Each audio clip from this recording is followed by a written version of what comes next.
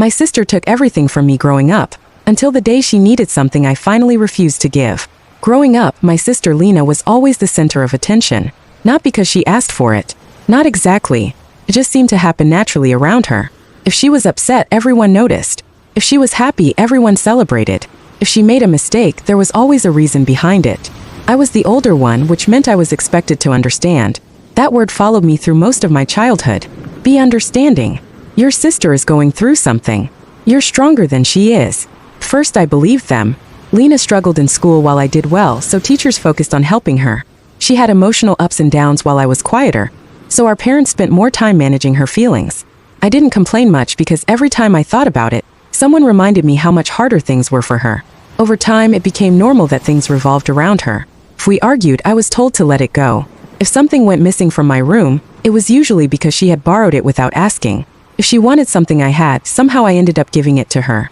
Even when we became adults, the pattern didn't change much. Lena moved from job to job, always chasing something new but rarely staying long enough to build stability. Whenever things went wrong, she called me. At first it was small things. Money for rent she promised to repay. A place to stay for a few weeks that turned into a few months. Help dealing with problems she didn't want to face alone. Each time I helped, part of me believed that if I just supported her long enough, things would eventually settle down for her. But life doesn't always work like that. The moment everything shifted came when our parents decided to sell the house we grew up in. It wasn't a huge place, but it had value.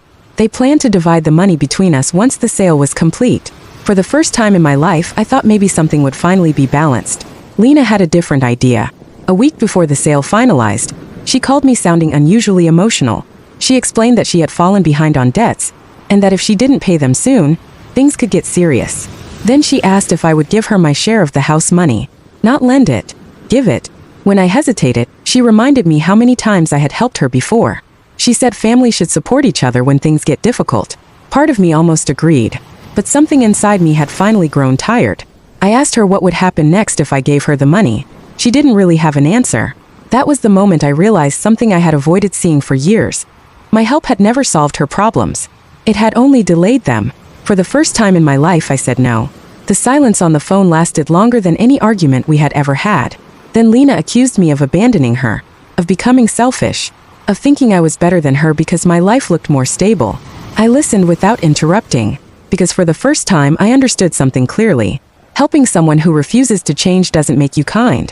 It just makes you responsible for the consequences they avoid. We didn't speak for months after that. Our parents were uncomfortable about the tension, but even they eventually stopped pushing me to fix things. Maybe they realized how long the pattern had been going on. Eventually Lena found ways to deal with her situation on her own. Not easily, not quickly, but she did. Now when we talk, things feel different. More careful, less dependent. Sometimes people think standing up for yourself means starting a fight. In my experience, it's often quieter than that. Sometimes it's just the moment when you stop solving problems that were never yours to carry in the first place. Thank you for watching. Check out my channel for more stories like this. Please subscribe, like, comment, and share. Midnight Tea Stories.